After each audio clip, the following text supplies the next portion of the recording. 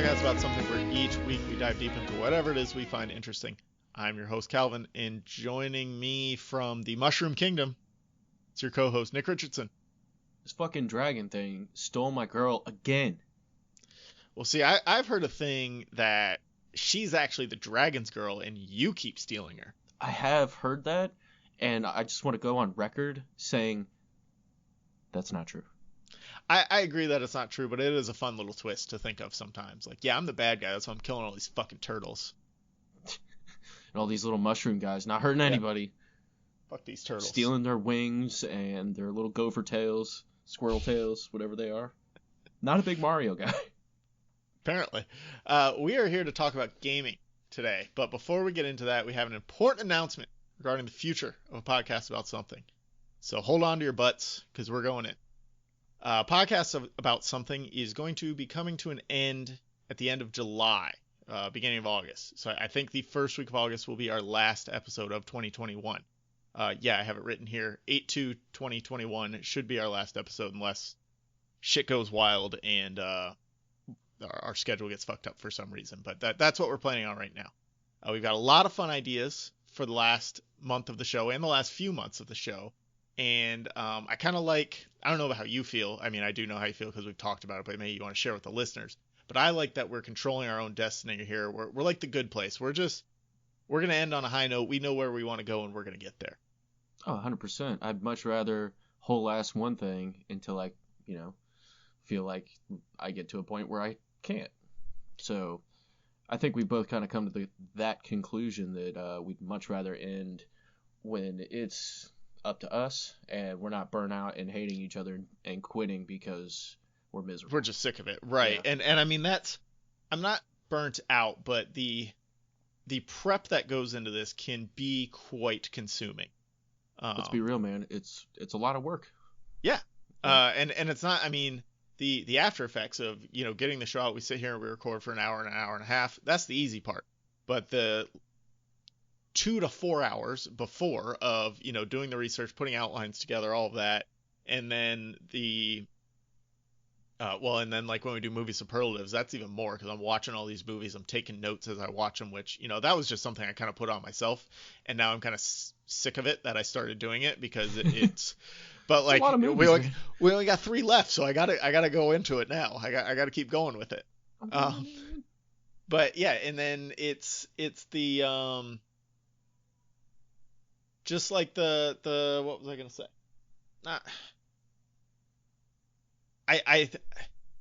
I've lost some of my free time lately. Is when in the middle of this show, I had started working from home. My kids were at school or at their grandma's house till 4:30 every day. Now I'm picking them up at 2 every day. So that's like 2 hours every day for a week. So that's 10 hours that I've lost in like research and note taking, the consumption of media to like pay attention to things, and it's just quiet time. Yeah, no, quiet time. Yeah, right. Just I don't have to do anything today. That's nice. Or it's like precious resource to make sure I finish work so at night I can have that quiet time. Now it's like, well, now I got to finish work at night because I had to go pick them up at 2, and like it's great that they're home early and we get to spend more time together, but it's taken away from my ability to do some of these other things. Which that kind of takes me to what we're going to be doing in the future. Neither of us are going away from the podcasting game. Nick still has You Are All Alone. I was going to call it alone_podcast. I'm like, that's not the right name. Like, You Are All Alone. He's at alone_podcast on Twitter. Heck yeah. So maybe let's just give a refresher of what that is and maybe where that's going in the future, so anybody who's listening to this to see where we're going to be after this is over can kind of get acquainted with that one more time. Right. So it's called You Are All Alone. We are currently on episode 40, and 41 will be releasing very soon, actually. And it is an epic audio fiction set in a sci-fi dystopian future. 1,100 years from now. Spoilers. Yeah. No, I guess that's right out on Front Street. That is the future. There's the tagline. And you follow a singular main character.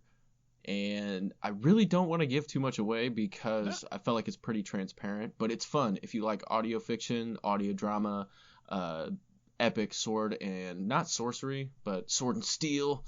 Yeah. If you like stuff like that, check it out. Visit the website alonepodcast.com. I can attest to it's a fun listen.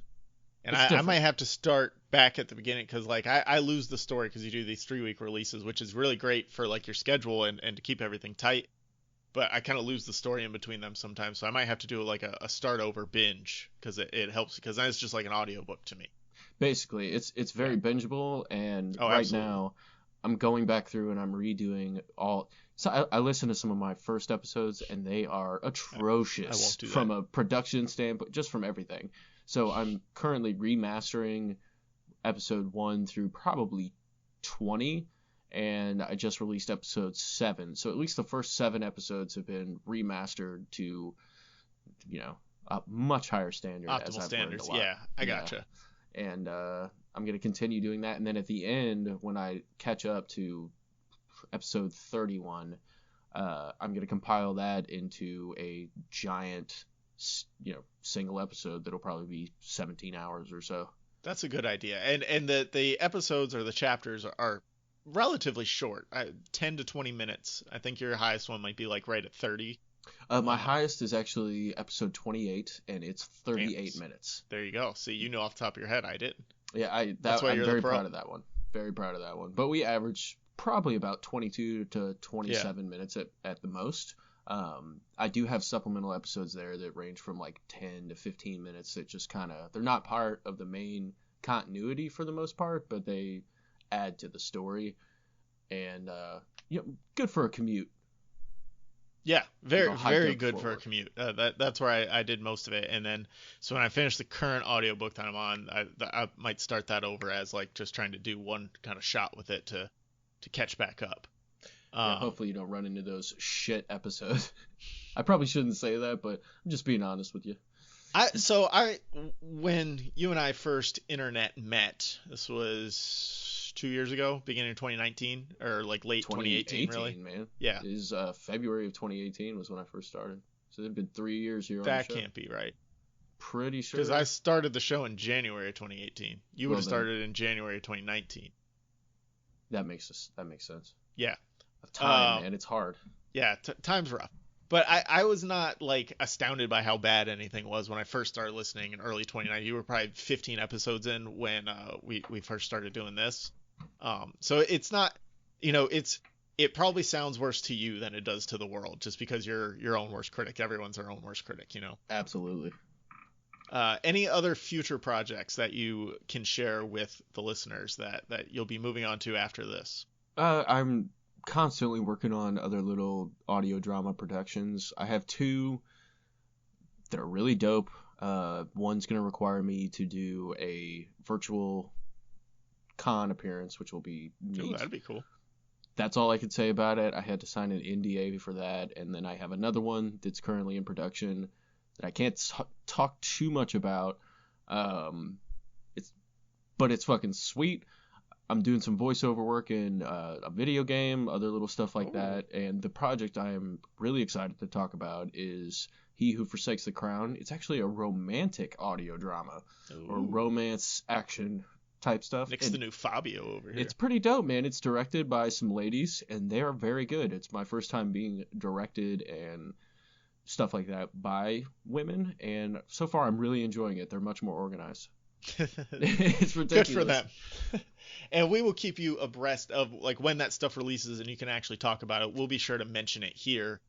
So anybody who loves you from this show will get to enjoy those things as well. And you can always get the latest on Nick at @alone_podcast on Twitter. Holler at me. As for me, I will be creating a new show with my friend Chris from college. And it is called The Magic Number is 3 when it comes to TV. And what we're going to be doing is... That's so good, dude. Yeah, thanks. I like that little tagline. I just thought of that last week. Dude, that's perfect. So what we're doing is we are going to we're going to do watch throughs of different season 3s from a bunch of different shows and kind of break them down because to us, season 3 is usually what makes or breaks the show. So we're going to try and determine that using various season 3s from various shows. It's going to be a lot of fun. We're starting with Breaking Bad. So stay tuned on that. That will probably start in August, pretty much right after this finishes. I'm going to try and roll right into that, but we might have a month layoff too. It just depends how start of production goes there. I mean, everything's pretty much in place. I'm already starting to get like the logos, and the Twitter is set up. You can follow the Twitter account. It's at Magic3TV Pod. No content there whatsoever, but eventually all of the sweet Twitter content that you come to at APA something for, you'll have to go to at Magic3TV Pod for, because that'll be my main one. I won't keep this one up once the show's done. So sorry about that. Guess who just followed you? Nice. I think you're my first follower. I am. Yeah, because I haven't like put it out. I'm surprised I haven't gotten a bunch of podcast followers just for like having pod in my name, but it hasn't happened yet. People are wising up, I think. The bots absolutely. Yeah. I'm super looking forward to that show, man. I'm excited. Yeah, I'm excited too. Chris is excited. We're gonna do a pilot. So you and I are taking a week off in a couple weeks. I got another special project that I'm not gonna announce until it's done and you guys see it on the feed, because I'm really excited about that. But I don't want to jinx it or make myself more anxious about it, so I'm just not going to talk about it as much as possible. So you and I are taking a week off in a couple weeks, so I can work on that. And then Chris and I are also going to do a pilot for Magic 3 TV Pod during that week as well. So that'll be we'll get there. I kind of want to pretty much I just want to get it on the podcatchers, so like all that shit's out of the way. The name is saved. Like somebody else could take the name, but yeah, when I'm looking to name something, I always go and search first to make sure it's not already taken, just so things don't get confused. So I'm hoping by getting it on there, nobody can take it. And that goes for anybody listening. Don't go take my fucking name. Dude, it's already taken. Guess who just bought a domain? Oh, I don't care. I'm not doing a website. That is one thing I learned from that. Nobody looks at the website for a podcast about something. I'm not spending money on it again. Dude, it's just something for me to keep up that I don't need to. But a podcast about something will still exist. We use a free host, so there's literally no cost to just keep that there. There won't be any new episodes, so the feed will always be there. You can always go back and listen to any of our 150 plus episodes. It's going to be like right at 169, 68 or 69 by the time we get to the end of it. So that will all be available pretty much forever.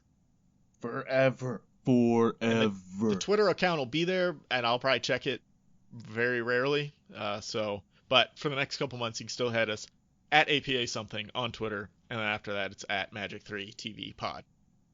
Follow them. So, yeah, go follow if you're listening. But yeah, that's what we're doing. So if you have any very strong feelings about any of that, let me know, or let us know. But we probably won't change our minds. Probably not. Sometimes it's just time to do something else. It's like when you got a vacation coming up in 2 weeks and you just like stop working for the next 2 weeks because you just got the vacation on your mind already. Oh yeah, that happened to me in February when I took a week off, and it was not the one. It's like I don't want to get started on this because I'm going to be out of town next week, dude. You're going to be out of town in like a month. Oh yeah, I guess I can start on this then.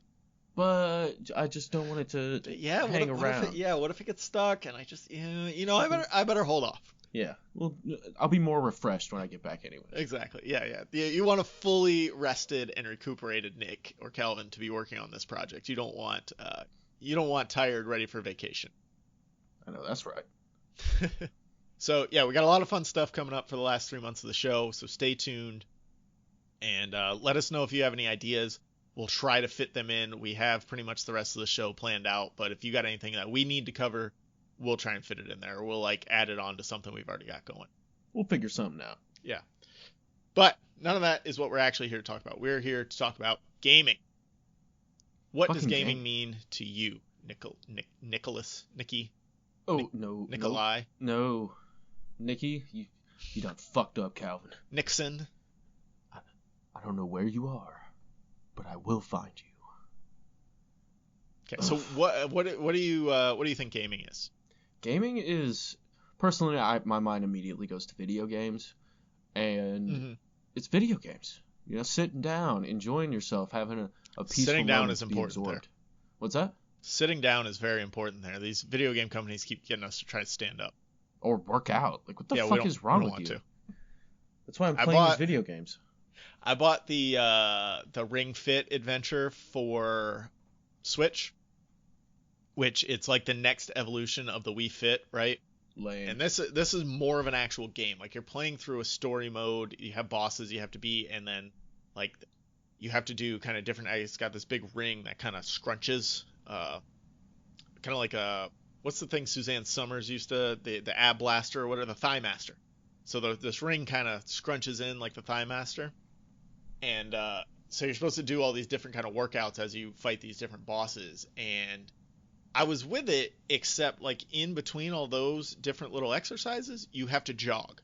And I'm like, Fuck I do that not want to shit, dude. jog in my house. Like I'm doing this on a video game because like if I wanted to jog, I could go outside and jog. I bought a video game so I didn't have to jog. Like give me a different way to exercise video game. I was all for it because it's hot outside. Yeah. I need to exercise. So I figured I thought I would do this. I did it. I made it through probably like 3 levels, and I'm just like I haven't gone back to it since. I got a new bike. The bike is much better than the Ring Fit Adventure. Yeah. Man, fuck this game. Don't have to jog while biking. Biking's sweet. Biking's get a sweet, bike. jogging sucks. Yeah, jogging blows. I am dense. I'm in shape, but I'm 5'9" on a good day and 205 to about 205 pounds. And I'm like a fucking stump. So jogging murders my knees. I jog 10 Yeah. feet and I'm just like, So that's the thing. My knees are bad and my back is bad, and jogging does not do well for them. Like if I want to jog, I could buy a treadmill and watch TV while I jog. It's not like the game is not helping me exercise. The game is giving me a goal kind of, but jogging should not be a part of that goal. No. I think games should be about losing yourself a little bit. It's to take you from reality. Music, the moment you own it, you better never let it go. Listen to this rap god up in here. For more on Eminem's Rap God, check out last week's episode. Yeah, that was a good one. Whew, that was long. It was long. I agree. Video gaming is the first thing that comes to mind, but I think gaming you could encapsulate any type of game in that. That's Just fair, playing for sure. games that you like makes you a gamer. But I also think, for the sake of this episode, we are talking about video games. And I think, like I said, you can be a gamer by playing board games, tabletop games, card games, lawn games, whatever kind of game. But I think when you say the word gamers or gaming, it more commonly refers to strictly video games. And if you're into those different types of games, you usually qualify that somehow, right? You're not saying I'm a gamer. You say, oh, I like playing tabletop games. You specify a little bit. Yeah. It's like an Love offshoot. Dungeons and Dragons, love board games, whatever. Love card games. Yeah, exactly. And Yu-Gi-Oh's that's my great. shit. If that's how you're a gamer, game away, dude. We're not here to hate. Game on, bruh. And then I think even within the space of video games, a lot of people try to argue that you have to play a certain amount or certain types of games to truly be a gamer, and I don't like that. That's bullshit. I think assigning someone the term casual because you're making it a competitive scene. If you want to make it competitive to you, but don't And shit other talk competitive me people, yeah. because I like playing single player games. Because You don't multiplayer, know my life. You don't Yeah. know that I don't have time to learn the 20 different maps in the new Call of Duty and sit there and memorize every fucking nook and cranny in them like I used to. That's no, not my on a problem. good day, I got like 15 minutes. I Yeah. had about 25 minutes that I could legitimately game, spread out over an hour and a half. And single player games are perfect for that. You fucking pop that shit on, you play for 7 minutes, put it down, you go flip the laundry, come back, yada yada. Yeah, we're not here to gatekeep video games. If you enjoy any type of game at any skill level for any length of time, this episode should intrigue you. Hell yeah. What about mobile games? How do you feel about that? They that have their gaming? own. Sure, why not? I mean, my wife has it's like a story game where you're part of a kingdom and stuff like that. Not really my flavor, but she gets really absorbed and wrapped up into it. So it's something where it's achieving the goal of gaming. So I might as well throw that in Right. there. I have a little like a caveat here on mobile games. And if you like playing mobile games and that's your way to game and to kind of lose yourself, like you said, that's great. Keep at it. Do you? But I think the array of quality and depth in mobile games makes it difficult to qualify all mobile games as really, video games or not, or gaming, because some That's mobile fair. games, they're kind of just strictly time wasters, right? Yeah, that's Where fair. you're just sitting there. Candy Crush is a good example. You're just sitting there clicking the fucking screen over and over again. You're doing it in a waiting room. I've got this one That's kind of like Breakout, and you get you get these balls, and you try and hit the little blocks down, and you get more balls as you go higher and higher, and the bricks cascade down, and so you're trying to keep up. It's a very passive game, and it's a time waster. I do it in doctor's offices, or sometimes on the toilet, things like that. I'm not trying to level. Shit. Yeah, I'm not trying to level up. I'm not trying to beat a boss, anything like that. It's fun. Or rank or anything like that. Yeah, right. It's fun while I'm sitting there with literally nothing else going on.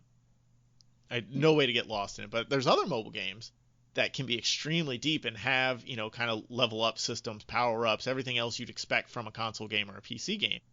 Super Mario Run is a good example of that, where it's got like 12 base levels, and then there's all these level ups and different things you can do. Super Mario Run's really fun. You got to pay $10 to get the extra levels, but it's worth it. I've been playing it for like 3 years, and it's pretty good. Hell yeah. So, what we want to talk about today are some different aspects of gaming and how we relate to that. We're going to talk about our gaming origins. We're going to talk about game systems. We're going to talk about games, obviously. Surprises that we found within the gaming community and world, and then studios and how they affect games, their systems, or whatever. So those are 5 fundamental somethings about gaming, those 5 things that I just said. Bam. So, Nick, what is your gaming origin? When did you start playing video games? Man, I started playing video games way back in the days Out of the womb, PlayStation motherfucker. 1s. I don't know about all that. I don't remember that far. PlayStation 1? Yes, PlayStation 1 Sweet was... summer child. That is what I remember. That is what I grew up on, because at my grandmother's house, my older sister, who lived there at the time, had a PlayStation 1, and I remember that's my first memory of gaming is watching her play Resident Evil. Oh, shit. And about pissing my fucking pants. That sounds about right. Oh, man. I might have been a little older than 5. I don't remember when the PlayStation 1 came out. It came out in like 96, I want to say. Yeah, that sounds But that doesn't mean, right. like, you might not have remembered it before that, even if it was at the other house, That was very distinct to me. So naturally, I started playing on the PlayStation 1. Yeah, they should have had you playing, like, Spyro or Crash Bandicoot or something up in there, not some Resident Evil when you're 5 or 6 years old, Nick. Naturally, I evolved into that. Yeah, that was the first place you went. Yeah, I vividly remember playing Spyro. I hated Spyro. Dude, I spent hundreds of hours on that game. I absolutely hated those open world games, like Mario 64, Banjo-Kazooie. Like, I hated those early open world games. Were so hard to manage the camera. I hated it. Oh yes. I mean, I never made it past like the 3rd or 4th level in Spyro, and I spent hours and hours and hours. I remember you could in Crash there was like a secret path you could follow, and you could get to play like the first couple levels of Spyro. That was always pretty cool. Yeah. That's dope. Yeah, I don't remember where it was because I never wanted. Like, I didn't like Spyro that much that I did it like one time and then never went back. Huh. I have to check that out because I had the Spyro remastered trilogy. I don't know if it'd be on the remastered because I think there was another. I think Crash Bandicoot one. Yeah, I don't know if it's on the remastered or not. It probably isn't. And I think on Spyro there was a backdoor into a level of Crash too.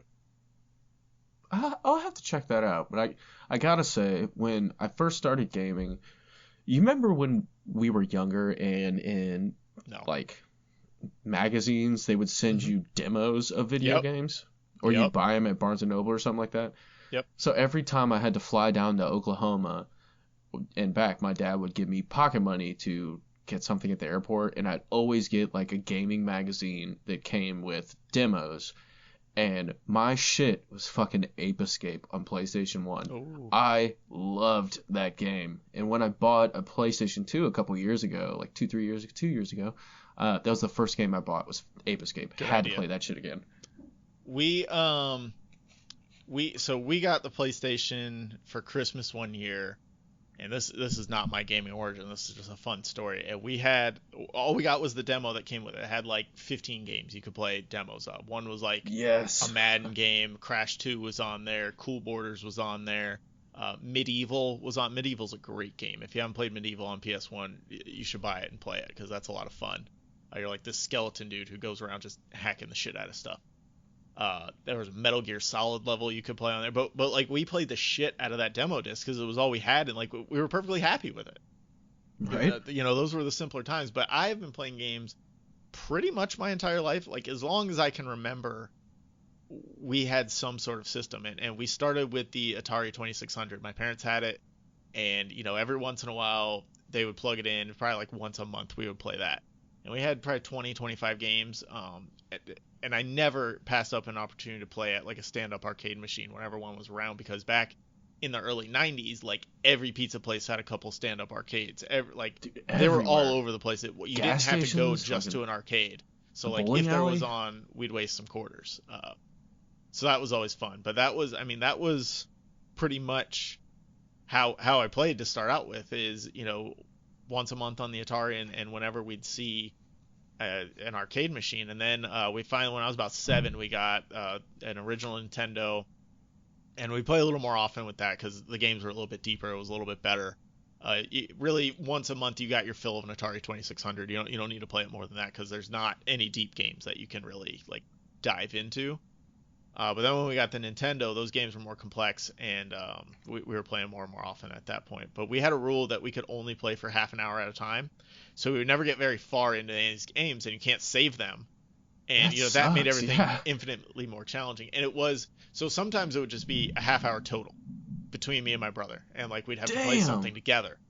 But other times it would be like we get a half an hour and then we have to switch. So like that was always hard, and we'd have to try and figure out how to divvy that up. And sometimes we'd just be like, no, we're gonna play Mario, and we'll just switch when someone dies.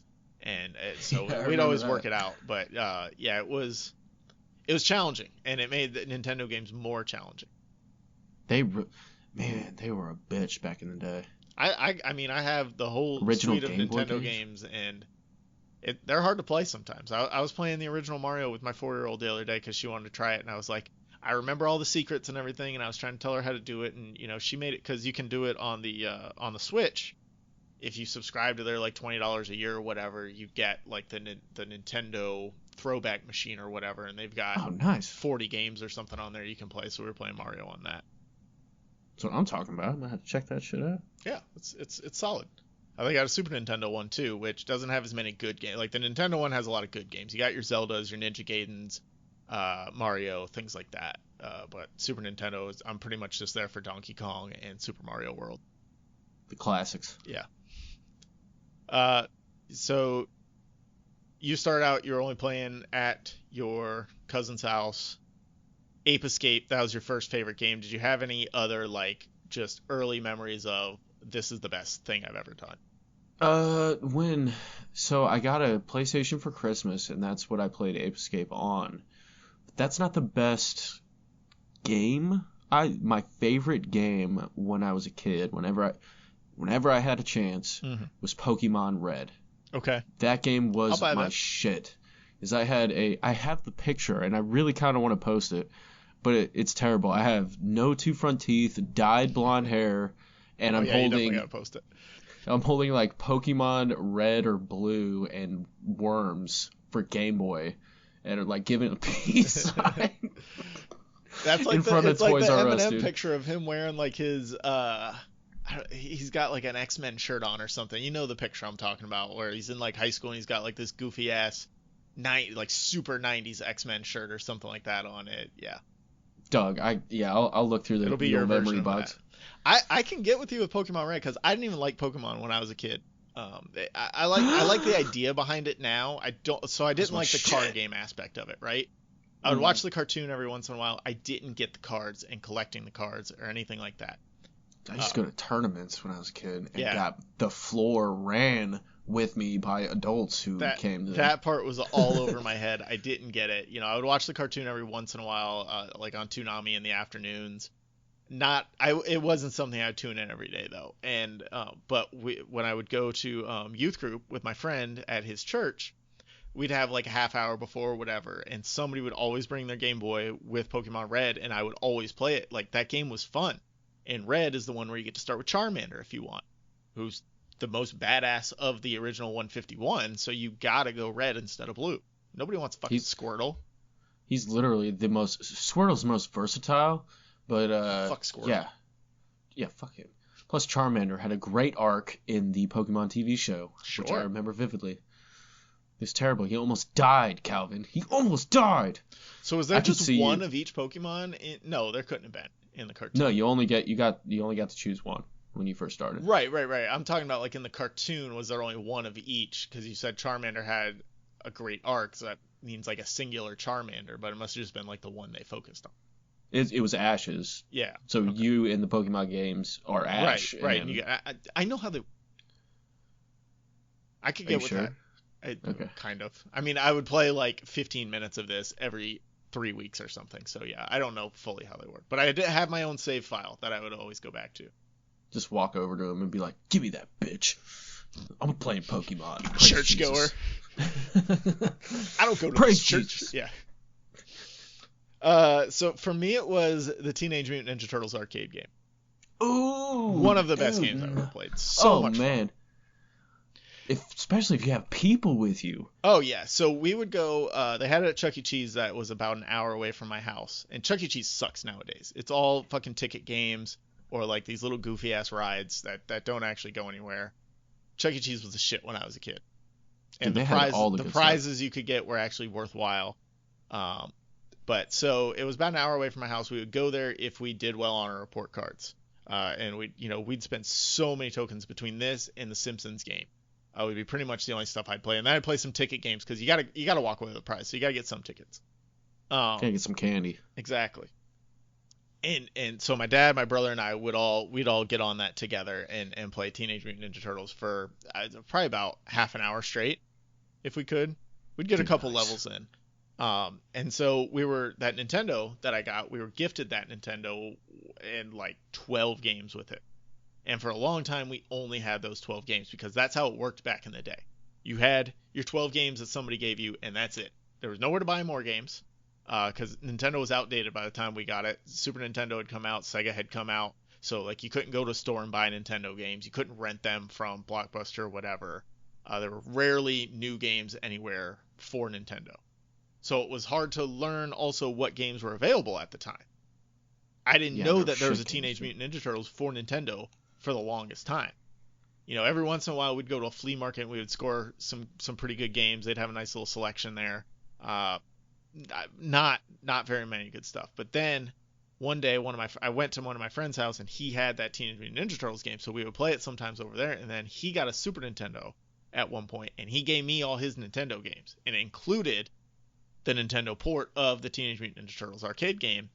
And so it was so great at that point to not have to waste quarters on it, and it was still so much fun playing. We couldn't play 4 players anymore, but me and my brother would just play it, and it was great. What a nice friend.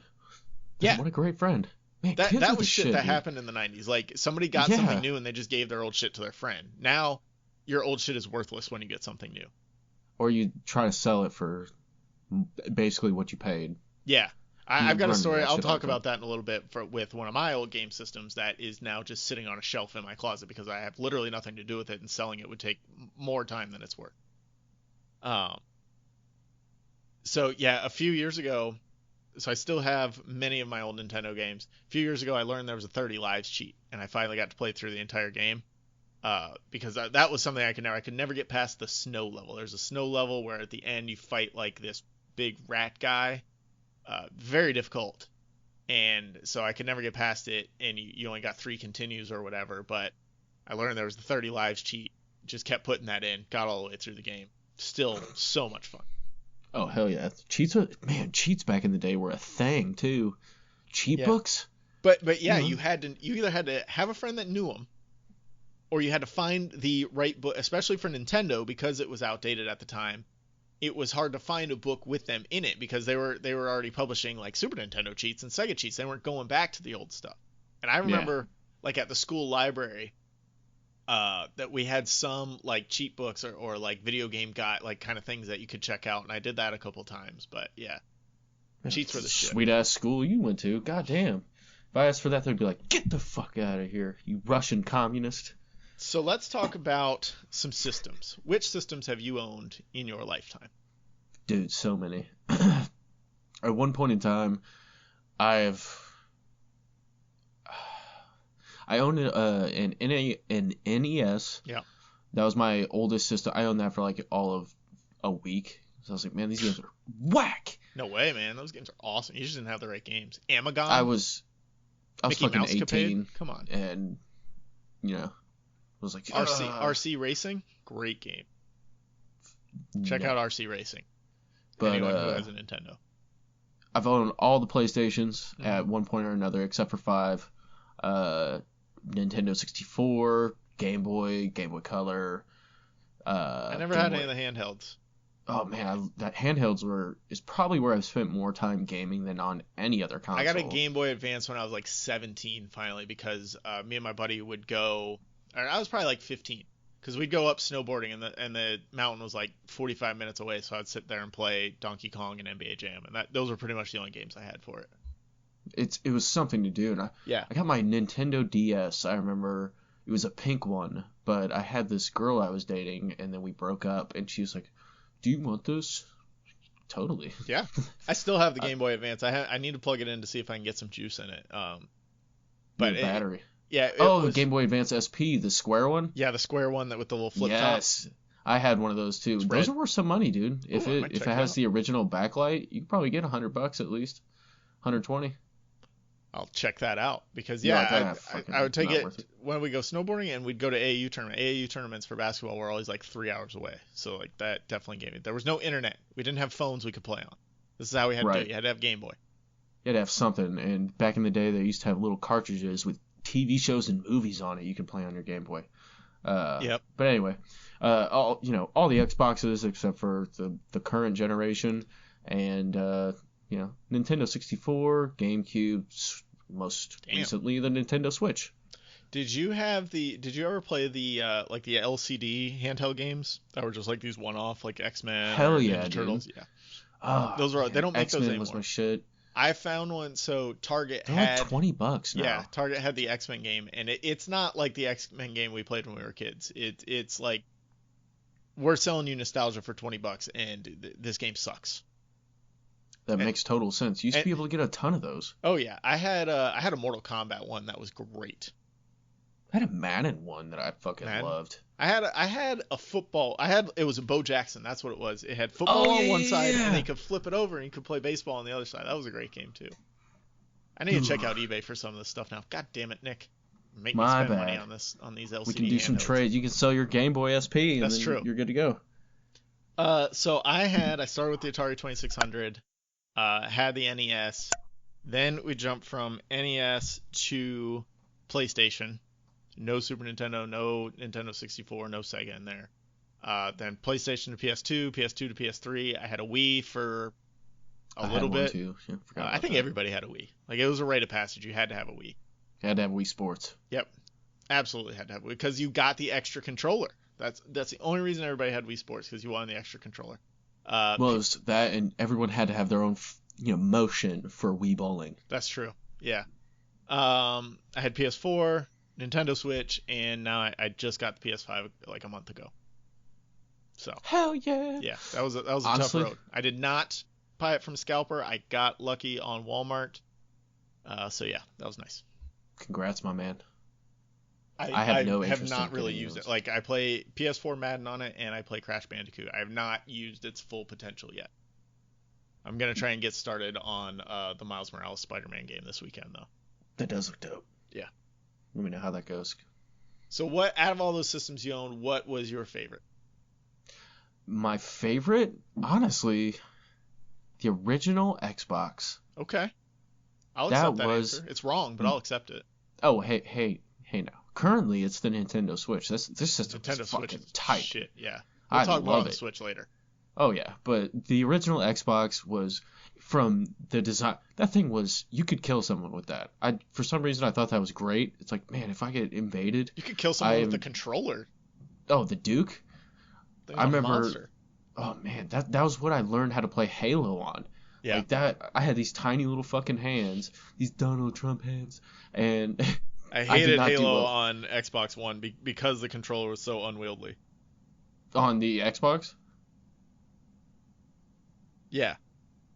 Oh, the Xbox One. I get it. Yeah, the original Xbox. Yeah. But the boot up sounds were fucking awesome, and I loved the accessories that you could make it play DVDs and stuff. Like, I thought that was so cool. You had to have attachments and shit, but it worked.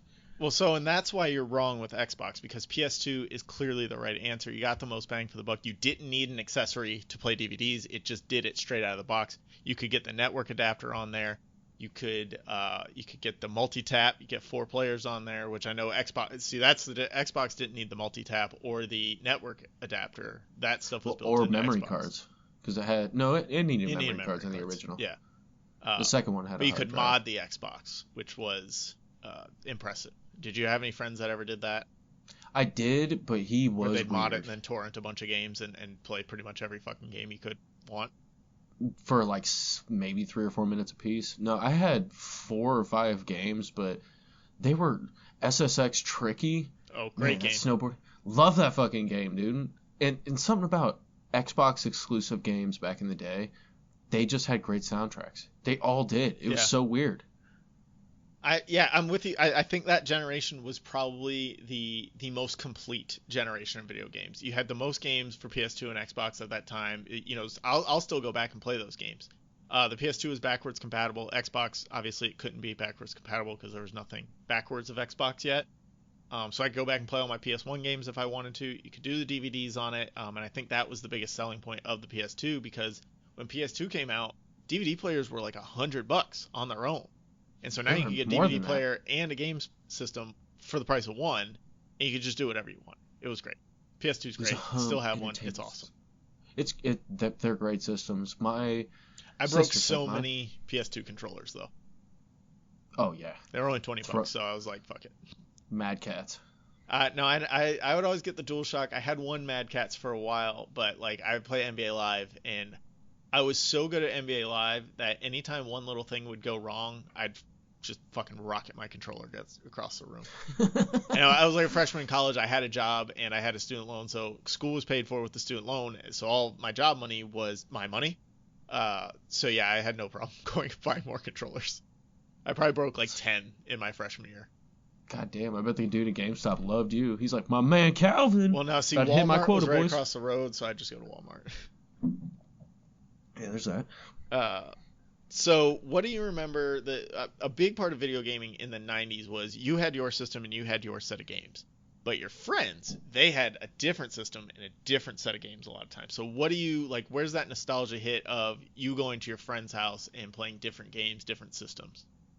Or did that exist for you? Maybe it did. It did. I had a couple friends. I actually experienced Halo for the first time at a buddy's house. Mm-hmm. That's what Everyone reason I got the Xbox. Nobody I've ever spoken to bought Halo right away. Well, it was always somebody played uncle. it. You always played it at your friend's house first. Right. His uncle lived with him, and he was like 22 and smoked so much weed. But he's like, "You all gotta try this." But really, the game that comes to mind is Halo. Both. He's like, "Try this, and then try this." Got to do it together. Yeah. Scott was not that bad of a guy, but excuse me. My buddy Matt, he had a GameCube and had Sonic Adventure Battle 2. I don't think I ever played that. Oh man, you had little animals that you took care of, and the opening level has a super good soundtrack. It's super fun, but I could never like find that game pretty much anywhere because it was basically outdated by the time I discovered it. So GameCube was a great my friend has that system. It wasn't the one you wanted and like to have to spend your money on, but like I remember one of my friends had a GameCube. We'd go over there, we'd play NFL Blitz, we would play NBA Showtime, we'd play a couple of other games with him, and then in college one of my roommates had the GameCube, and we'd play like the Mario Kart Double Dash, which might be the best Mario Kart game still, where you could switch, like you'd choose 2 riders and you could switch between them throughout the thing. And we'd play Super Mario Strikers too, which was the soccer Mario game, which was a lot of fun. That is a super solid game. GameCube's underrated. It really is. I might have to get a GameCube. God damn it, Nick! Stop talking me into buying systems. Dude, GameCubes are where it's fucking at. You want to talk about handheld systems? That one had a handle built into the back of it. That was your first carry system. Really what I need is the Nintendo Switch to come out with the GameCube throwback. I would lose my fucking mind, dude. That would be so awesome. They had so many good games on the Cube. On the Cube. Fuck you. Holland Cube! $51 for a used one on eBay. That's not bad. That ain't bad at all. I might Oh, stack plus that up. 22 shipping. That's not bad. 164 for the purple one. That says it's clean, sanitized, and reset. The Ooh, purple one was my yellow shit. one for 240 for a purple one. Console only. All right, I'll have to keep Alright, looking we at gotta that. start, yeah. Gotta look at this later, bro. I might have to get on myself. Me and you are gonna be in bidding wars for GameCubes all night. My wife will be so pissed. She's like, this is 20 years old. Why are you buying this? It's fucking awesome. And then you load wouldn't up understand. Ocarina of Time, and she's right on it with you. So Nah. actually, I think my friend's wife has a GameCube. Maybe she doesn't play it. I think I liked playing Sega the most when, like, because we were just, Sega. first of all, that absolutely. But we had Hell the NES, so like anytime we'd go to a friend's house, they'd either have a Super Nintendo or a Sega. And I think I liked Sega more than Super Nintendo at a friend's house. We got the PlayStation 1 pretty close to when it was released, so we were on par with the kids who had N64 already, so I never had that jealousy of, like, they have a better system. And I also didn't think the N64 was better than the PS1. I liked playing Smash Brothers and GoldenEye, but that was about it. Perfect Dark. Never played it. Road Rash 64 was another good one. I played that Loved sometimes Road still. Rash. Gex was Never an played awesome Gex. game. I think Gex was on PlayStation 2, though. I think you could play it Did there. they have that? Fucking love that game. Sega- Ocarina of Time was so good. Sega had a lot of great games. You got Mortal Kombat, like the true Mortal Kombat. Super Nintendo had it, but it wasn't as good. The Street Fighter port for Sega was better than for Super Nintendo. There was a cool Mighty Morphin Power Rangers game that I like to play. NHL 94 was on there. NBA Jam was on there. Battletoads, Sonic, all of this great stuff that Sega had. It had everything you could want, really. It just had more buttons too. It just Give me one the more. buttons. Just one more button. No, That's Super more, Nintendo though. had more buttons. No way. Yeah. Sega had A, B, C, and the triggers. Super Nintendo had the triggers and A, B, X, Y. Oh, it did. Yeah. So suck it, Nick. And you suck it! Suck my jag on. So, have you ever had any trouble getting your hands on a system? Man, the only. Or what's your, like, best memory of getting your hands on a system where it was like, all right, I finally did this? So this will be a twofold story. Let's hear it. Getting my Switch. Okay. That one was a bitch because they just didn't have any in my city forever, and all the GameStops within 50 miles said they were out of stock. Same with Walmart, Target, etc. Mm-hmm. And I went in there and I was just like, "Hey, by chance do you have any Switches I could pre-order?" He's like, "I got one in the back actually." I'm like, "Dude, let me get that shit." But like my first big purchase. This is a snitch. Come on, man. The Golden Snitch. Yeah, there you go. Ayo. But my first purchase of my own, my first system I bought for myself was my original Xbox after I played Halo, because at the time I mowed yards for money in my neighborhood. So I went to my buddy's house and I played Halo.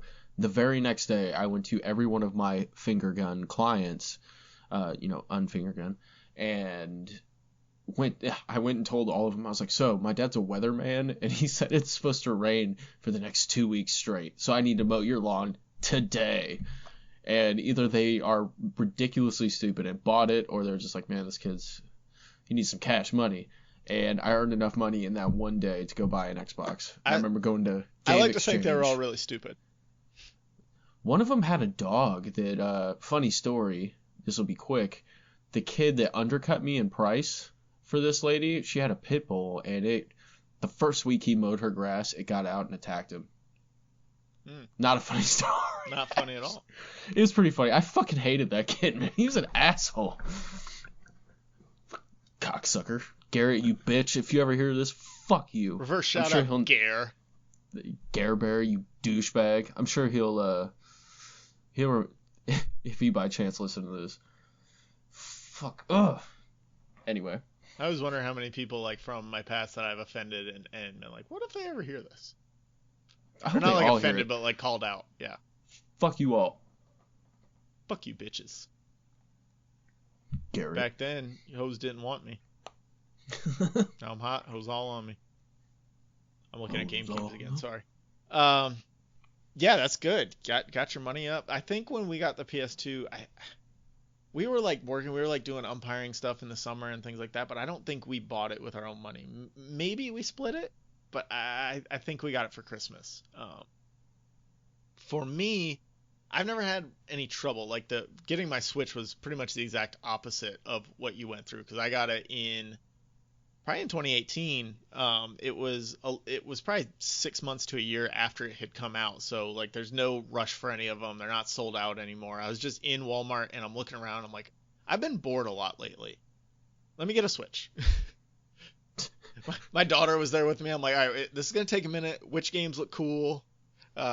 And we got Mario Kart and maybe Mario Tennis. I don't know if it had come out yet, but yeah, Mario Kart and Smash Brothers I think were the two I got right away. So let me casually drop $450 because I'm an adult. Yeah. I mean, that's like one of the best parts about being an adult. I don't know that my second daughter had been born yet. Maybe she had. I don't think she had yet. So yeah. Money for days. Yeah. Faux hundreds for days. Fuck. But the only thing really that's been close to a crisis is the PS5 crisis that we're still in the midst of. But I wasn't like really chomping at the bit to get a PS5. I was just kind of sitting here and it was like I would check probably once a week to see if any of the stores had them. And it was funny. I was on Reddit and somebody was on I think it was the gaming subreddit. Somebody was bitching about how the bots and the scalpers buy up all the PS5s before anyone even gets a chance, right? And they're like, I was on there, it told me to refresh, I refreshed 100 times, and they're all gone before I can even refresh. And I'm like, I'm gonna go check to see if any of my stores have them while I'm reading this guy bitching.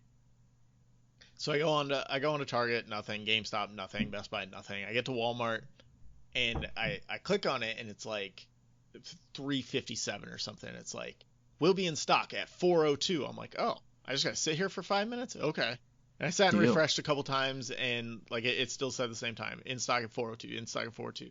So then I'm like, okay, I'm just gonna sit here and wait. Literally when it turns 402, I'm gonna hit refresh. And I did, and I checked out and I got it, and boom, it was easy. But again, I haven't gotten the full potential of it yet.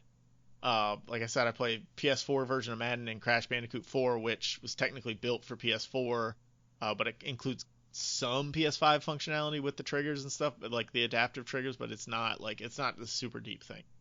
And that's why I wasn't in too much of a hurry to get one. I know I don't really have that much time to really dive into it, but you know, when it shows up on your doorstep like that, you gotta grab it. Fuck yeah. And I mean, it'll probably be at its prime in another year or two. Yeah, exactly.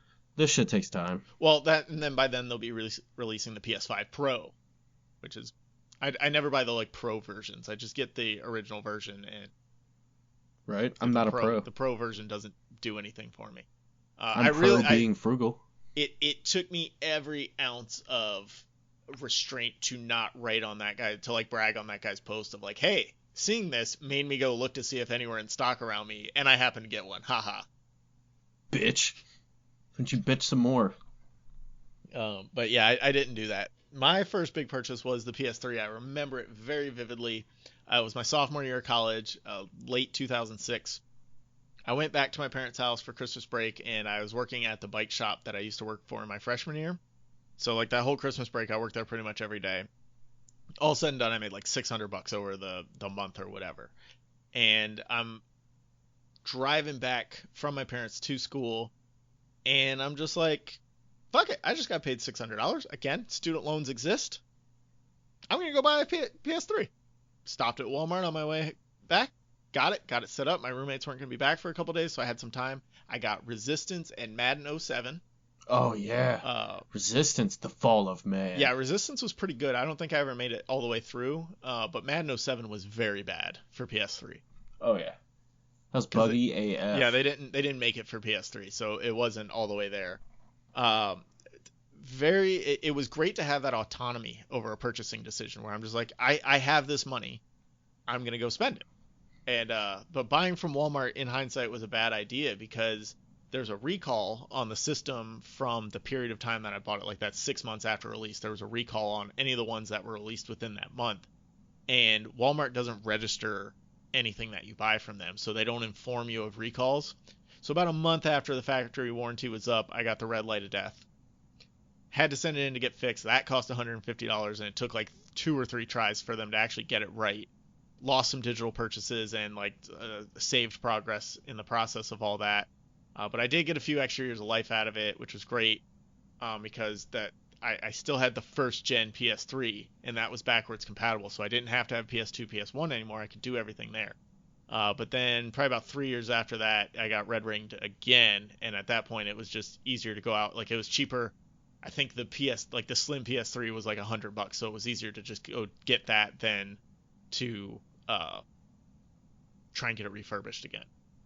Yeah, they cheapened up pretty quick. Well, the PS4, I think the PS4 was less than a year from coming out too when that happened. So, like, I knew I was gonna get a PS4, but I also couldn't not play video games for however long that period of time was. I need it. Yeah, I'm a single man with no children in my early 20s. Yeah, I need video games. Fuck yeah. So yeah, that was a lot of fun to like have that opportunity to just be like, yeah, I'm gonna buy it, and not have to go, lie to people that my dad's a weatherman and that they should pay me because I need to mow their lawn today. Dude, I was like 12, man. Fucking kiss my ass. I think that showed some ingenuity. I convinced 7 adults that they needed to pay me on the spot to cut their grass that mostly didn't need it. And they did. And I bought an Xbox. So let's talk about games. Let's talk about your favorite, best game, most well-made games that you have played and like to play. Best game, the most well-made. I gotta specify that okay. there. Yeah, those are different. I have one game that is very specific, and that's The Last of Us. Okay. That is the most well-made game I have ever experienced. I won't disagree, but I didn't like playing it. I was bored really quick with it. See, I enjoyed it. I enjoyed the subtlety of the story, and I could talk for days about The Last of Us. But by far, it was the most polished, because I got the remastered version on PS4. So, most polished, visually stunning, tight story, great characters, the whole nine. It was just the best game I ever played. Nice. I've got a few here, and I'll try and move through them quickly. Spider-Man 2 for PS2 holds up extremely well, game. And it's incredibly deep for when it was released. It was revolutionary, man. Absolutely. The open world of New York was so amazing. The soundtrack in the back of it from the movie was really good. There was just so much that went into it. And you had the side quests, everything like that. I put Tony Hawk's Pro Skater 4 in this category of really well made. And the reason I kind of come back to this time period is this was when developers were smashing as much content as they possibly could into their games, with side missions, unlockable content, everything was there, and it was really, to me, it was the best of times in video gaming. You just got more bang for your buck. Yeah, you'd think you'd beat the game, and then boom, all of a sudden there are like 2 new worlds to explore, 10 extra missions each. Like there's all this extra stuff. Spider-Man was that way. Tony Hawk's Pro Skater 4 was that way. Call of Duty Modern Warfare and Modern Warfare 2 are very well made games. I think just you got to throw in how great the multiplayer of those games were on top of the great campaign. At least Modern Warfare 1 had a great campaign. Modern Warfare 2 was a little slack on it because they focused more on multiplayer. Right. And developers still, this is PS3, they hadn't quite figured out that they could microtransact you to death yet. They weren't there. They just didn't think that was a possibility. Right. They didn't think people would keep doing it. And people have, and that's why it still happens. But I think the last thing I want to mention is the first 3 Arkham games. So Arkham Asylum, Arkham City, and Arkham Oranges. Or Origins, not Oranges. Get your vitamin C up, bitch. Those are the most modern out of what I've named, and just the fighting style is so great, and the world in each is incredibly deep and infinitely explorable. Just even like Arkham Asylum, where you're in the asylum and just that little space outside of it, there's so much to explore in there, and then each game expanded on its predecessors in some meaningful way. And that's where Arkham Knight kind of falls flat, is the stuff that got added to Arkham Knight felt very shoehorned in, and it forced you into playing with like the Batmobiles and doing shit like that. Did not like that. That it wasn't the best way to do things always, but they're like, no, we designed this new thing, you fucking do it. And it's like, all right, whatever. Grapple places with your giant tank car. The upgrade system in all the Arkham games works really well. A ton of challenges and side missions to do. You've got all of like that. You can play with the other Bat family members when you're doing some of those challenges and things. It never really got stale. No, those have pretty close to infinite replayability. Yes. At least Arkham Asylum. Arkham City to an extent, Arkham Knight not so much. Origins is tougher because the Origins. I don't know why I keep calling it Oranges. I don't know either, Calvin. Origins is pretty good too. I think that one the world got too big for itself, and they hadn't figured out how to get you around the world. Well, City was a little bit better because the world was smaller, so you could kind of traverse it a little bit easier. And then I think with Origins into Arkham Knight, they're like, oh, it's too hard to get around the city. Let's give you a fucking Batmobile. But then they messed up the They took it too far. Yeah. All right, so let's talk about our favorite games. I got a few here again. So if you've only got one, you want me to go first, or do you have more than one? I only want to talk about one.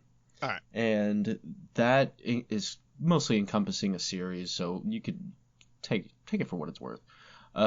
Halo Combat Evolved. 100%. My favorite game. Love playing it. It's the shit. The story behind it. I have probably 25 Halo books. I have a literal Detolf cabinet full of Halo, accessories. And I got Halo figures at Target now. Yeah, I got a couple. I got the Master Chief. Nice. One of those that came out. I have 2 helmets. I have I got it all, man. Favorite game of all time. That's Halo fair. Combat Evolved. I can play it any day of the week. I'll give you that. Along that line, mine is Crash Bandicoot. Specifically, Crash Bandicoot 2 is my favorite of them all. Crash Bandicoot 1 is very, very complicated. Crash Bandicoot 4 is very, very complicated. I just got to play a level earlier. There's kind of challenges within each level in Crash Bandicoot 4, and you get gems for completing the different challenges. And one of the challenges on every level is to die less than 3 times. So this last level I died 62 times. Damn. I did not get that gem. So yeah, it's very challenging, but sometimes it's fun, challenging in a fun way, and other times it's just like you over design this level, and it's too hard to do the thing that you're supposed to do correctly. And it shows. Crash Bandicoot 2 was my first modern favorite game, and I could play that game for hours at a time and never get bored. I still could. It's endlessly fun, easy to pick up and play, no real learning curve. It's jump, spin, slide, very simple. The platforming is really easy to get used to. The levels aren't very complicated in Crash Bandicoot 2. Some of them get a little challenging, but for the most part, you can do them all pretty easily. So that's always my, like, if I just need to go back to something that makes me feel good, it's that. That's a great pick. Then they fucked it up on the remaster because they used... So on the remaster for Crash 1 and Crash 2, they used the Crash 3 control scheme, and it doesn't work with the level design on Crash 1 and Crash 2, so it's more complicated than it should be. I watched this whole thing on why the remaster doesn't feel right to people who are used to playing the originals, I guess. They never do. No. Tony Hawk Pro Skater 4 gets a mention here as a favorite game.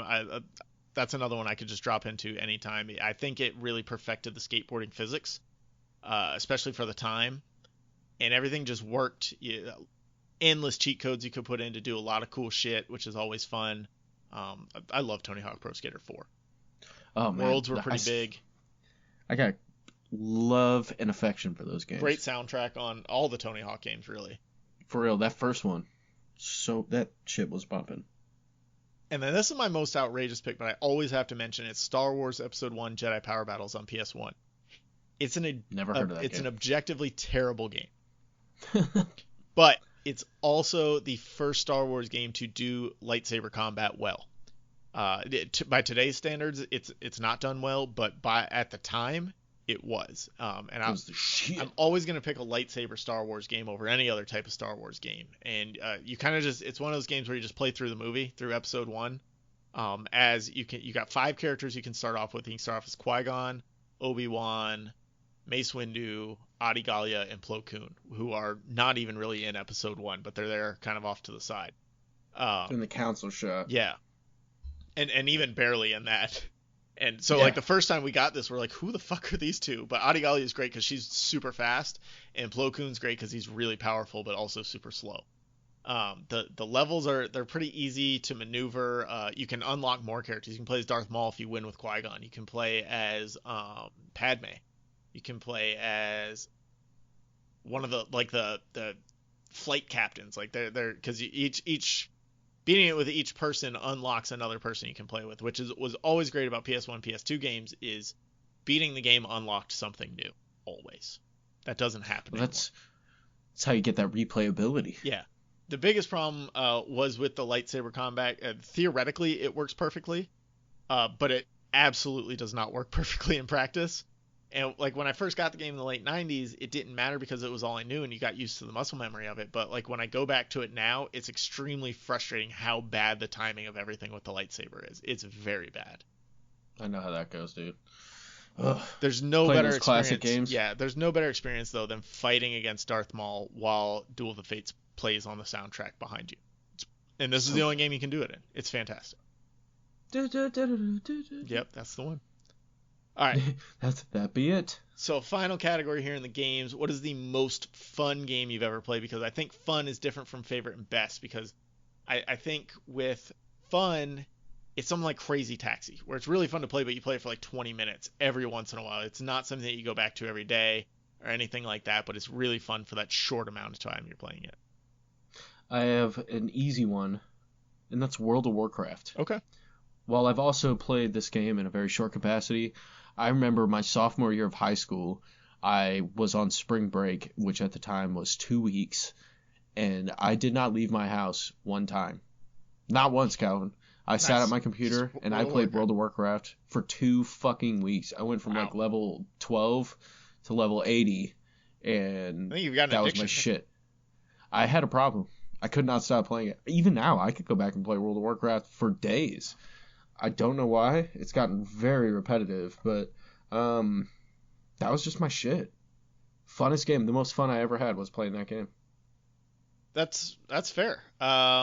Sorry, we do have more categories in the game section, but that's point of order here. Crazy Taxi is not my answer. A lot of fun, but not. Grand Theft Auto 3 through whatever the PS2, Xbox versions were. All of those ones, that stretch of like 4 games in a row, where like you could play the mission, but that's not what anyone did. We all just went in, put in every cheat code we could find, and then just tear the city up for like an hour. Yeah, get as many stars as you could. And then you put in the cheat to reduce all your stars, and then start over, and hand the controller to the next guy. Endlessly entertaining with Grand Theft Auto. Rampage, another one on the old arcades. Did you ever play Rampage? Love that. Oh, fuck yeah.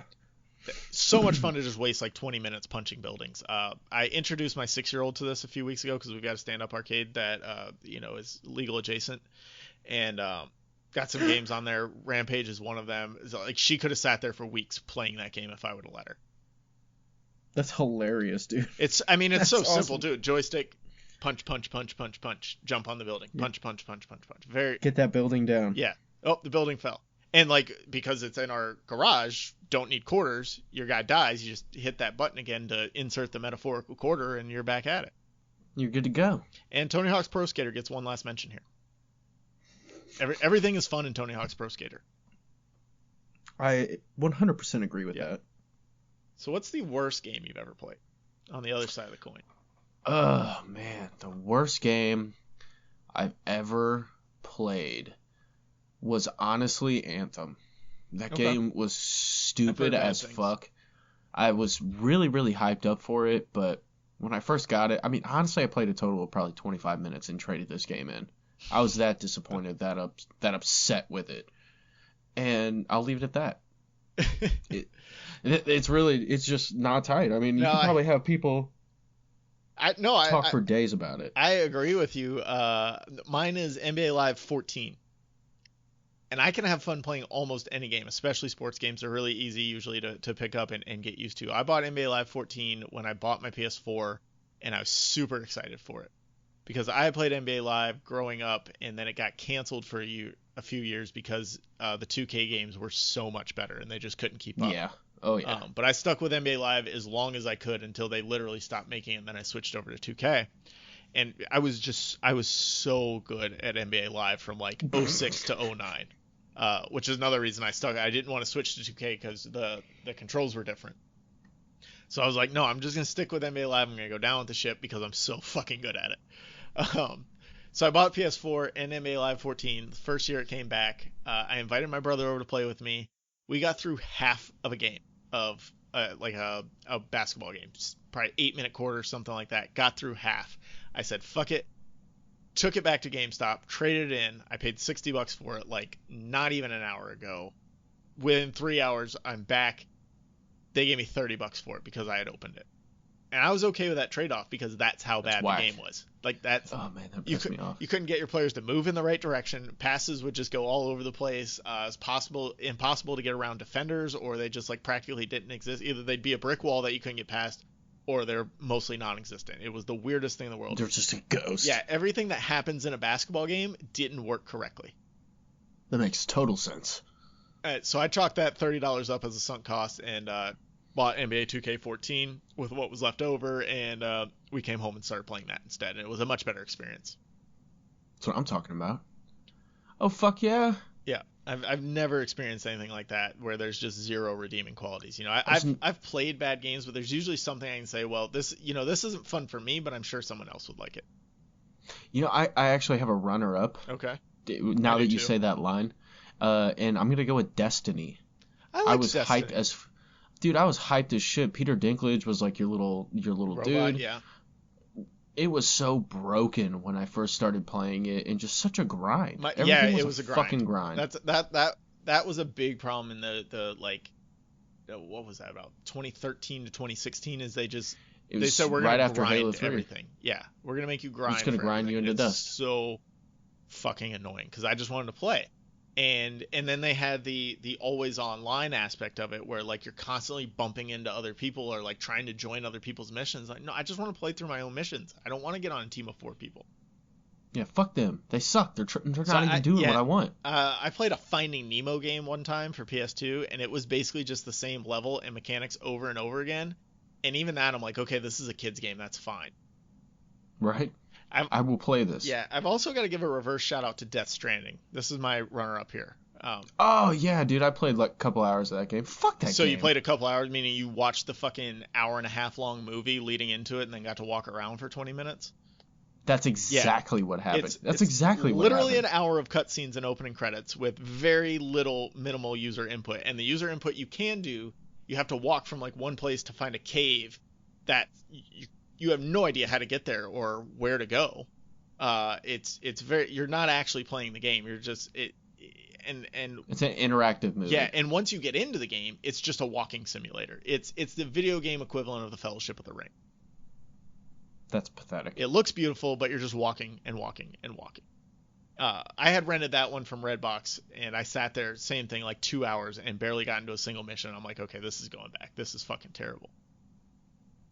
And did you notice, I think this was done in part as like a troll move, but Hideo Kojima's name appeared on screen at least 50 times within that first hour?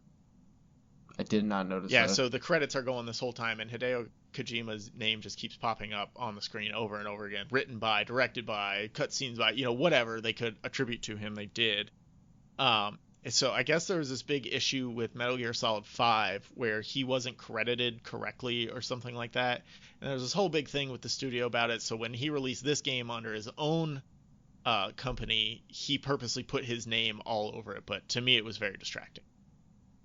It's like, dude, chill out. Yeah, absolutely. We get it. We get it. You made the game. So we fucking get it. We've talked a lot about what makes games or why we like games, but in your mind, what makes or breaks the game? What makes it good or bad? Completeness.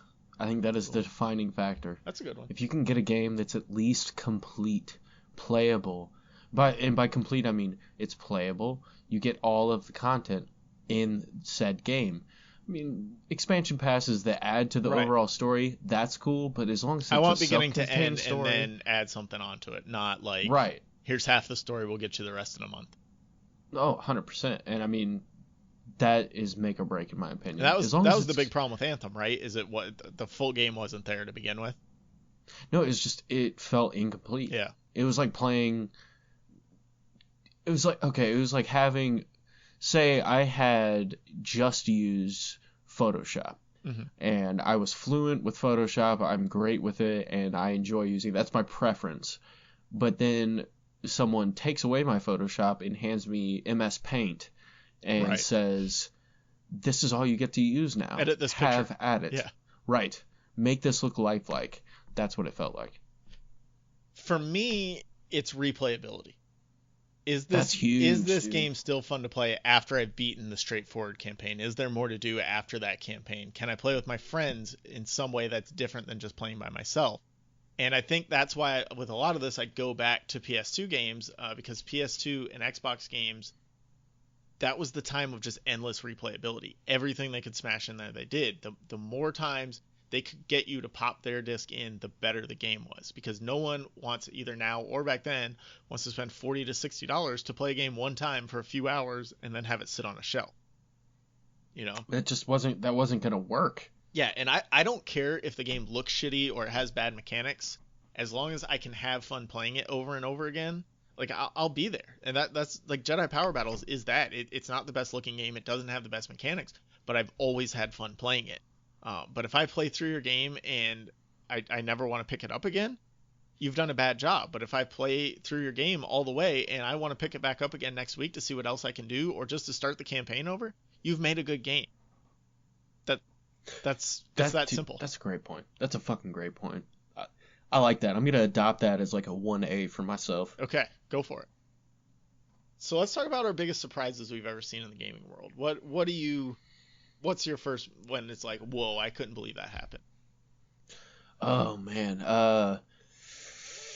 My first one was okay, so you were an arcade game kid too. Oh yeah. I spent a lot of time in the arcade here in town called Aladdin's Castle. Mm-hmm. The first The like Gothic Castle. biggest Aladdin's Castle. The Gothic Castle. Yeah, that one. The garlic bread. Yeah. But the biggest surprise for me was this little known Xbox game called Steel Battalion, where Yeah, I think I've heard of that. oh man, the controller was $200, but it was like a full fucking loadout controller where you controlled this mech, and it was fully interactive and stuff like that. And that was the most amazing thing to me when I was younger. And I saved so hard for that game and Nice. broke it in maybe 18 minutes. Oh, that's I didn't really break it. It was more like I had a Capri Sun and my cat was there and I Damn spilled cats. shit on it. It's always my cat's fault. But that was a huge surprise to me in the time because I just did not realize how advanced it was. Mm-hmm. Like I always looked at games as very rudimentary. It's you walk from A to B, Yeah. you It's fight a disc few and things. buttons. Yeah. Right. And this was just so above and beyond. I couldn't believe that they could achieve that at the time. And now that I look back on it, it's like, man, this is whack. Whack as fuck. For me, it was the Wii. Just everything about the Wii. I can't believe how well the Wii sold and still continues to sell based solely on It's a great system. you can pretend to bowl and golf with your family on the couch. They had a shit ton of great games. They for that really too. did. I had a Wii for a while, like I said. I sold it about 2 years ago on eBay for $150. And so I just retired my PS3 when I got the PS5 because I don't have a TV for the PS3 anymore, and I don't have any like PS3 exclusive games except NCAA Football 14. Gonna have that forever because they're not making it anymore. It may come back. There's hints that it may come back for 22. That would be good. That'd be tight. I can't imagine that I could sell the PS3 for $150 if I tried to. I don't I think could it be would happen. $350 for it. Yeah, exactly. No, nobody Let me wants give PS3. I gotta give a shout out to the Wii because they're like indestructible. That's true too. I dropped one down a flight of 22 stairs Damn. and it still worked. I've got I the was eBay carrying for it the over my GameCube shoulder. open, and I'm looking at prices. So $90 for one, $170 for one, but they have like 100 fucking games with it. $100, 2 controllers, and Those a game. GameCube games were so cute, dude. They're tiny, 85. little Well, this is mini for discs. the PS3 now. Yeah, I don't like that. Ah, So yeah, it looks like for just the system, 60 to maybe $100.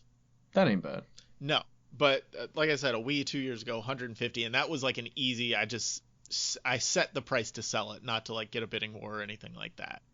But the Wii worked. Like everything about it worked. Like you said, My roommates and we'd play all of those Wii Sports games. We'd really compete in them too. It wasn't just like passive. Like we would try and get the best golf score. We'd try and get 18 in golf. We'd try and get 300 in bowling. We all had our little tricks that we would do with the controller to get the ball just right every time.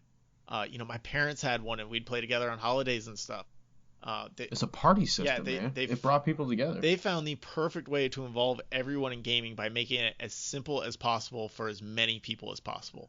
You had 2 buttons, and most of the things worked with motion. That's it. I loved it. I think the only audience they really missed was the hardcore gamers. There wasn't much there for them because the 2-button system, you can't get these deep, complicated games like on other systems because there's only so much you can do with 2 buttons and the motion, and it doesn't work for like intense fighting games or first-person shooters. Right. So you're stuck there. And now with the Switch, I think they've bridged that gap a little bit, and they have, they got more buttons, but still the motion controllers. And the problem with the Switch now is that some developers will overcomplicate their games because they have more buttons to play around with. So games that should be simple and just use kind of like just a little bit of motion, maybe 1 button, they try to do too much and use all these motion and button combos, and it doesn't work. Right, and I haven't experienced much of that on the Switch yet. Just because I've only played seriously like 3 games. Yeah. Which is all games I've played before, the Mario 3D, Smash Bros, and Bioshock. Right, and none of those are anything where they're trying to combine. So Mario and Sonic at the Olympics is one my daughter and I play, and Mario Tennis does it to a little bit of an extent, but like on Mario and Sonic at the Olympics, you can choose, in a lot of the events, you can choose just motion or just buttons, which that part's fine. But then there's some events like the floor gymnastics. You have to use a combination of motion and buttons, and it's never just a simple motion control. Like you have to do this super complicated thing and push like 4 buttons at the same time, like a 4-button combination at the same time. And like so when my kids try to play it, they have to try and figure out that correct motion and the button combination, and they can't do it because it's too complex. And like I can't even do it on that. I try, and like I'm pretty good at video games and can figure these things out, and I have not figured out how to do the floor exercise gymnastics thing and actually get it right. So like in my mind, if you're gonna use motion, just use motion, and if you're gonna use the buttons, just use the buttons. Don't try and do this thing where you're smashing as many convoluted control mechanics into one thing. Yeah, that's fair. I mean, it's not. I don't even want to get on that tangent. If kids are supposed to be your main audience, don't make it too complicated for them, is my point. Yeah, pretty much. Seems like an easy fucking thing to do, but hey. Yeah. So let's talk about what the studios have done. Like, how have they hurt games or characters in games, things like that. Oh, fuck. Go ahead. I don't have much on this, so you got it. I'll be pretty quick with it. Let's see here. 343 Industries, you fuck. You ruined the Halo franchise. Suck my fucking wang with Halo 5. All right. So how did they ruin it? Like, what happened? How did they ruin it? I don't play Halo. They made the game with you played Halo 5, correct? No. Like, I played Halo 2 multiplayer like that, and I played some Halo 3 like that. I'm not a Halo person. So you know Master Chief is the main character. I know that's your main protagonist. You played some levels as the Arbiter in previous games. With this one, they framed it, with Halo 5, they framed it as Master Chief did something bad. He killed a bunch of dignitaries, and Sergeant Locke, this other 4th generation Spartan, has to catch him and bring him in. So he's basically a bounty hunter. Okay. There was like a podcast that went into this that had Keegan-Michael Key in it and stuff like that. It was pretty big, and the advertising was fantastic. And then they had the game as 8 levels of you playing as Sergeant Locke, who is the most... Oh, he had a TV show, too. Who's the most boring, vanilla character I've ever fucking played. And so OP. He comes in, beats Chief in a fist fight, basically. They were just trying to do way too much. And they totally fucked Halo. Halo Infinite was supposed to be released with the launch of the newest Xbox. and it's been delayed an entire year. So this is 7 years they've been working on this game now. I think that just gives credit to the fact that they totally screwed the pooch with Halo 5. They did a pretty solid job with Halo 4. When you have to shut down it. and like take several years to redo your whole sequel, that's a problem. Oh man, they lost their identity entirely. They had a perfect map made by Bungie to make a series of games that were fucking fantastic. They had the money, the technology, and the talent, and they screwed the fucking pooch trying to reinvent the wheel. Fuck them.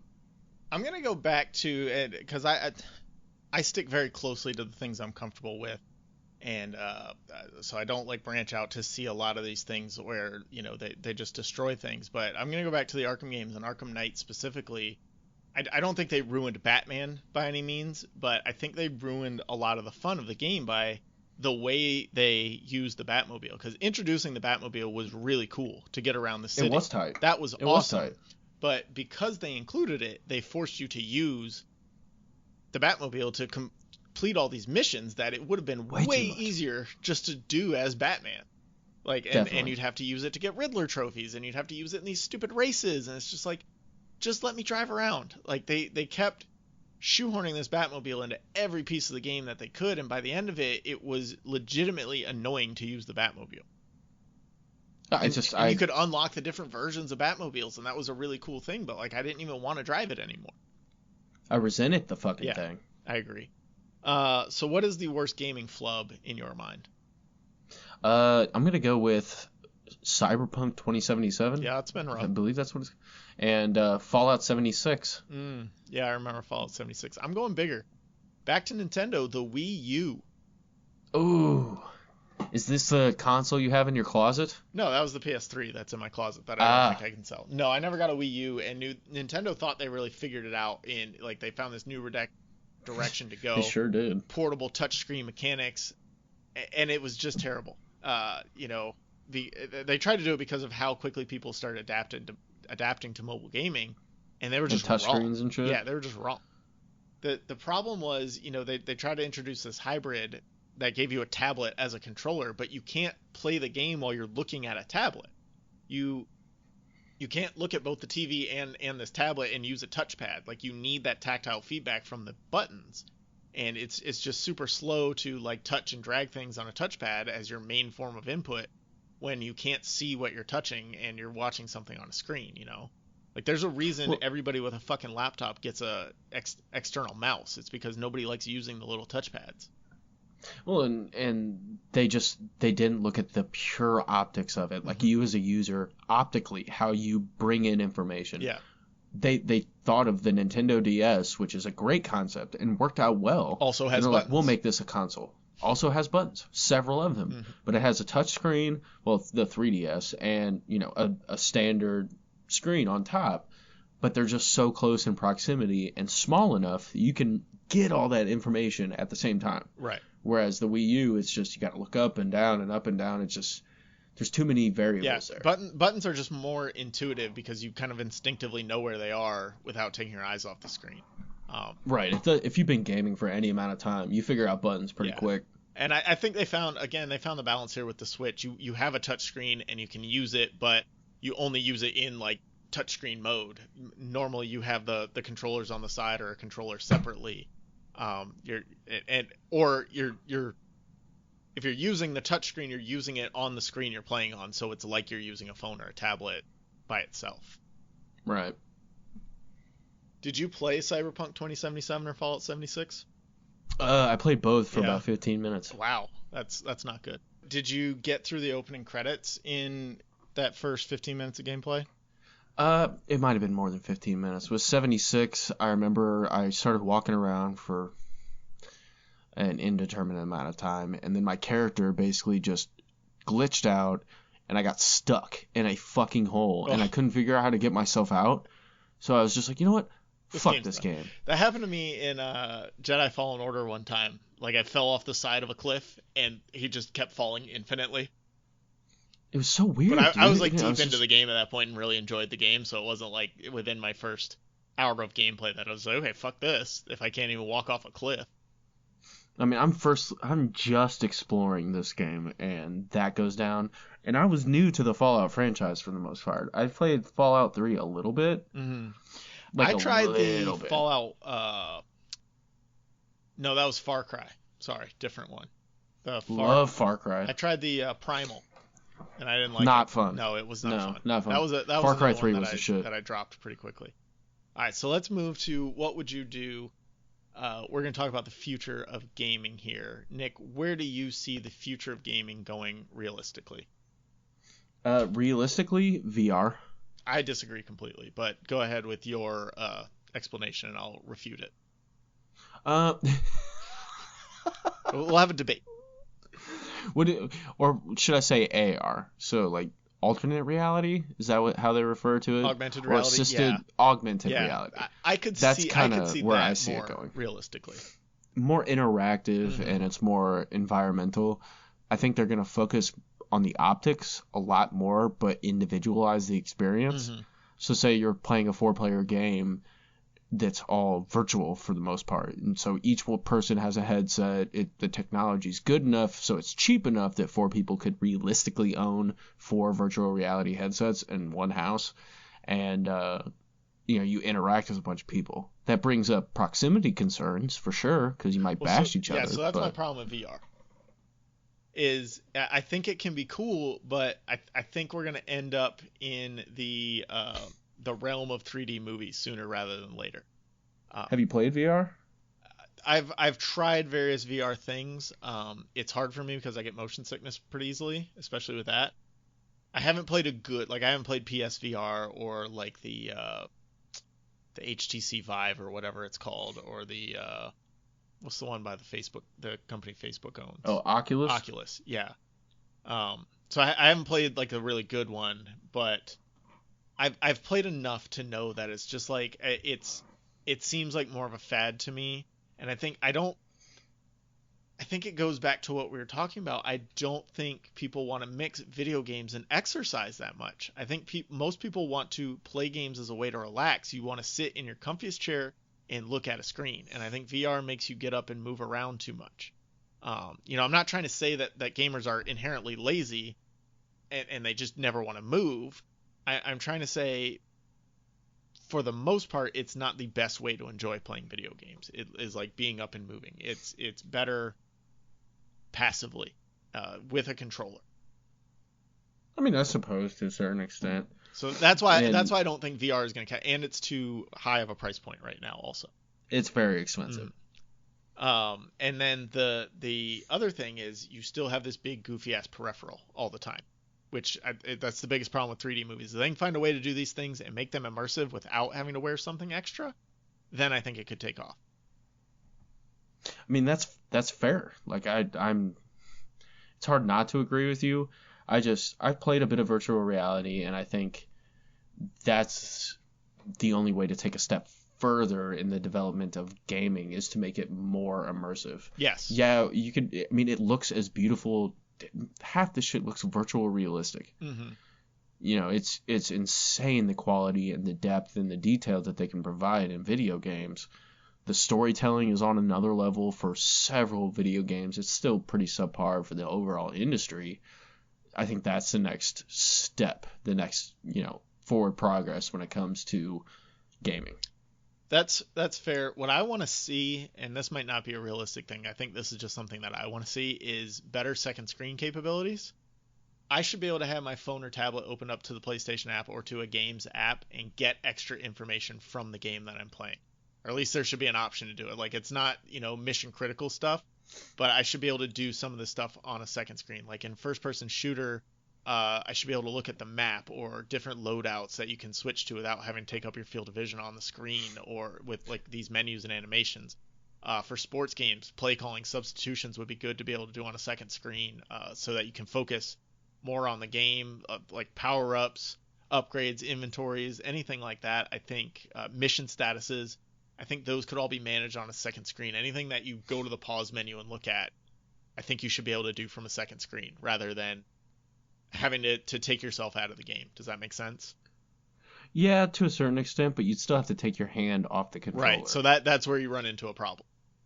You can still navigate most games. Like the first game, when you say that, that comes to me is BioShock, just to have the map Like available if at I all had my times tablet at my like up phone. to the side, like on a stand where I could look at it separately from the screen, I think that would be a good thing.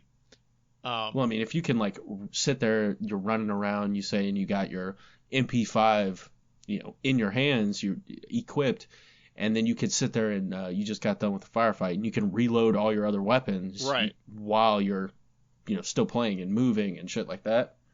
Yeah, That'd be cool. I think that would be good. I think what we're actually going to see is kind of this return to replayability.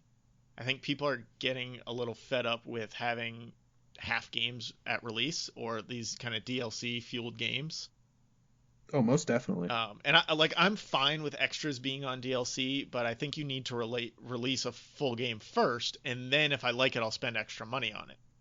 Not Yeah, no doubt. Here's 6 hours of a game, but you've got to pay extra for the rest of it. Well, and not just extra, but $30 minimum. Right. Shit like that is just like, what? Get the fuck out of here with that. And I think the DLC, it should be actual extras that add to the game. And I think studios are starting to realize this. It's taking them probably longer than it should have to come back around to it. I'm sure billions of dollars of profit. But I think take your fine. time, make a complete immersive game. Give us more to do at launch. Madden is a really bad example of this. They've just been stripping away features and features from regular gameplay. You can't create custom uniforms or teams. Playbook editing is somehow more complex, but also super toned down. Pretty much any create an aspect of the game whack. is either completely gone or just trimmed down to where you get to pick from like 6 mostly bad options. And that shit was the funnest part of it. Exactly. And that's what everyone, like, I'm in this long-term franchise that I play with some other people online, and like we all want to move our teams and be able to design our uniforms and build our stadiums and stuff like that. And it's just these shitty options that are preloaded that you can choose from. It's not immersive in any way. Scouting is really bad, very like simple and toned down, and it's just I think. But so on the other hand, Crash Bandicoot 4 that I've recently been playing is really good at this. I'm playing through the game right now. All the extra skins are unlockable by playing the levels and replaying the levels. There are additional side quests that you can kind of unlock as you go, where you play as adjacent side characters. There is, there's just, it seems like there's depth in every level I play. It seems like there's more and more to do that I'm like, oh, I got to go back and do this. I got to go back and do this, rather than, well, I'm going to beat the 25 levels or whatever, and then I'm just going to be done. Right. And then once I do all that, I'll still be ready to like buy DLC and play more levels or more characters. I'm okay with all that. I'm totally okay with that if it's quality content. I think we see good parallels in fighting games too, because like Injustice 2 was so loaded with these loot boxes. Everything was like, you could unlock it through gameplay, but it was a loot box. So you would unlock Batman's helmet from this one skin, but then you would have to unlock the chest plate from a different loot box that maybe you could get, maybe you couldn't. And it was really like hard to get a full skin that you wanted. You'd have to kind of piecemeal these things together that didn't make a whole lot of sense. And so right. Yeah. I mean, they've introduced that into pretty much every customizable option in every video game of the past 3 years. Well, but so Power Rangers Battle for the Grid, which has come out more recently, is kind of the opposite, where all the additional skins are released through gameplay, and you can get new characters through DLC, but to get like alternate Red Ranger skin, you just have to beat it with the Red Ranger or something like that. So I think games are starting to come around to the quote unquote right way to do it. I mean, I look at Smash Bros. Ultimate, and you can buy a lot of these characters, on a DLC, or you can unlock it with gameplay. Right. Exactly. Love it. So last question of the day, do you think you are ever going to stop playing video games? Probably not. I've actually started playing video games more in the past, since I got my Switch, just because you can take it with me. Yep. And right. I mean, like when I'm sitting there, my daughter's watching TV, my wife's kind of unwinding from the day, normally when I just sit on my phone and read bullshit that makes me depressed, You can I've play just been Switch. playing Switch. All right. Play a couple rounds of Smash or, catch a few Pokemon in the new Pokemon games and put it down. Do you have Let's Go Pikachu? No, I have Sword. Oh, okay. I've got Let's Go Pikachu. I really like that. I was playing it with my daughter for a while, but she didn't really get into it, so I've got to kind of play the rest of the way through it. And I think if I unlock more Pokemon and just kind of let her see and play with the Pokemon, that's the part she likes. She doesn't like wandering around and like doing the battles and stuff like that. Yeah, I get that. Your 5-year-old? 6, but yeah, 6? close enough. Yeah, she's that age where I could see her being like, Yeah. that doesn't sound like No, fun, but that's those not the fun Pokemon are part. dope. I agree. I don't see any reason to stop.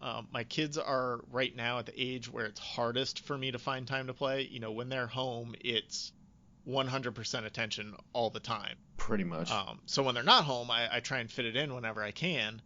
But it's only going to get easier for me to play as they get older because they're not going to want to spend time with me as much anymore. They're not going to want to engage with me as much. They're going to want to do their own thing, or they'll get to a point where they'll be playing games, right? And then Right, I you get can to play play with with them, right? Which like that's what I'm excited for. I want to play some of these games with them, and I've already started to. We play Mario Party together. We play, like I said, we play Rampage together. We've got this little Paw Patrol game on the Switch that we play together sometimes. A lot of fun stuff, but I'm really excited for them to get to the point where they can like really pick up games and figure them out on their own, because I just want to smash them in like something like Need for Speed Hot Pursuit 2, one of my old school go back to my roots games. This is called a drift. And and I think like studies have shown that playing video games help keep you sharp in many ways. So like I don't see a reason to stop playing Mentally, most because definitely. I'm too old or whatever. I've gravitated towards like puzzle games and stuff like that. Yeah, The Switch is perfect Yeah, for that. they Like are. Hollow Knight's a great game. Love that game. Man, there's a bunch of them. Feudal Alloy, that's a great game. Super cheap. Heave Ho. yeah. If you haven't played that game. Switch does a lot of good sales on like random stuff all the time. So like I get caught. I have so many games on my Switch that I've just never touched because I'm like, well, it's cheap. It looks like it might be fun. I'll try it sometime. It's like $3.50. Yeah, exactly. Or like ones that I think my kids will play with me, and then we never actually get around to it because they just want to play Paw Patrol, or like we got this new LOL, which is like a little doll set for kid, like a surprise doll set that my kids love. So they came out with a game that now they want to play all the time. So I get stuck in that You win stuff. some, you lose some. Yeah. But yeah, that's gaming. You got anything else on gaming? I don't. I mean, I could honestly talk for hours about gaming, I but mean, I we think pretty I much got did. out everything I wanted to. I agree. A lot of fun to be had in the video game world. It's a lot of exciting things coming up, I think, in the future of gaming, and it's going to be fun to watch how it evolves and continues. And as this show will, well, not this show, but will continue to evolve into our other shows. So remember to check those out when we move on from this. That's Magic 3 TV Pod and You Are All Alone. I'll remember it one of these days. One of these I fucking promise days, I buddy. listened to it. I just don't remember the name of it. That's my I problem. don't remember the name of it or what it's about. Or I remember what it's about. I characters. wanted you to explain what it was about because it's your thing.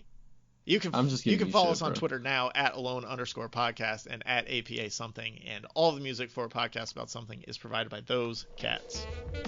You guys stay sassy. Stay classy. Vodka is killer.